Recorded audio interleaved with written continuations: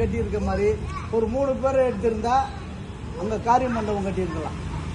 3 பேர் முக்கியமாக இந்த பக்கத்தில் ஒரு 7000 ஓட்டு இருக்குது மொத்தம். நம்ம குறிப்பாக சொல்லணும் 7000 ஓட்டு இருக்குது. போலிங்காக வந்து ஒரு 5000 ஓட்டுக்கு மேலே இருக்குது. கொலக்கரையில் இருக்கிற ஓட்டு 70 ஓட்டு. இந்த 70 ஓட்டு முக்கியமாக 7000 ஓட்டு முக்கியமானு எல்லா கட்சியும் நம்ம கேள்வி கேட்கணும். இன்றைக்கி திமுக இருக்கிறதுனால திமுகவை நம்ம இதை தான் கேட்கணும். வேறு ஆளுங்கட்சி எந்த கட்சி வந்தாலும் அந்த கட்சியை நம்ம இப்படி தான் கேட்போம். அவங்க இதை பண்ணி கொடுக்கணும். இதுதான் நம்ம கேட்குறது, நம்மளோட கோரிக்கையாக இருக்குது. பொது கக்கூஸ் இங்கே பல்லாவரத்தில் இல்லை. நான் பக்கத்தில் மீனம்பாக்கம் விமான நிலையம் இருக்குது. அங்கேருந்து வர்றவங்கெல்லாம் பல்லாவரத்துலேருந்து இறங்குறாங்க. பல்லாவரத்தில் இறங்கி ஒரு இது போகிறதுக்கு இங்கே இடம் இல்லை. பெண்கள் பஸ் ஸ்டாண்டில் இறங்குறாங்க. அங்கே ஒரு கண்டோன்மெண்ட் கழிவறை கட்டியிருக்கான். அது பயோமெட்ரிக் கழிவறைன்னு கட்டி அது பயன்படுத்த முடியாத நாட்டாங்க.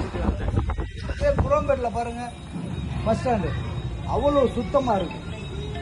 ஏன்னா அங்கே எம்எல்ஏ இருக்கார், சேர்மன் இருக்கார். பல்லாவரத்துக்கு பஸ் ஸ்டாண்டை போய் பாருங்கள், ஃபுல்லாக குடிகாரம் பட்டு கிடக்குறான். அங்கே இந்த இலவச சோறு வாங்கி திங்கிற கும்பல் ஒன்று இருக்குது. டெய்லி அங்கே போட்டுலாம் சாப்பாடு சப்ளை ஆகுது. இதுதான் நடக்குது. இந்த பின்னாடி கடைக்காரவங்கெல்லாம் அதை ஃபுல்லாக ஆக்கிரமிச்சுட்டாங்க. அங்கே ஒரு பேரல் ரோடு இருக்குது, அந்த ரோட்டையும் காணும்.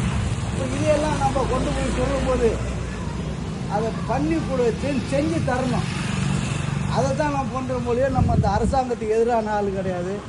இப்போ நம்ம அரசாங்கத்துக்கு எதிராக நம்ம சங்கத்தை சித்தரிக்கிறது நடந்துக்கிட்டு இருக்கு.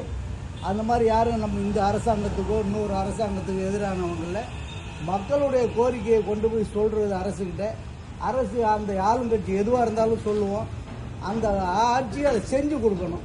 இப்போ இங்கே இருக்கிற பிரச்சனையை ஈஸியாக முடிகிற வேலை. ஒரு 7000 ஓட்டு இருக்கிற பகுதி மக்கள் போய் அந்த குளத்தை இருக்கிறத எடுங்க, 1 ஏக்கர் 96 சென்ட் அதை எடுத்து குளத்தை சுத்தம் பண்ணுங்க அப்படின்னு சொல்கிறோம். அரசாங்கமும் 1.25 கோடி ரூபா பணம் அலாட் பண்ணியிருக்காங்க. அந்த குளத்தை சுத்தம் பண்ணி குளத்தில் மழைநீர் சேமிப்பு கட்டமைப்பு ஆக்கணும்னு சொல்லி பண்ணியிருக்கிறாங்க. அந்த பணமும் என்ன ஆச்சுன்னு தெரியல.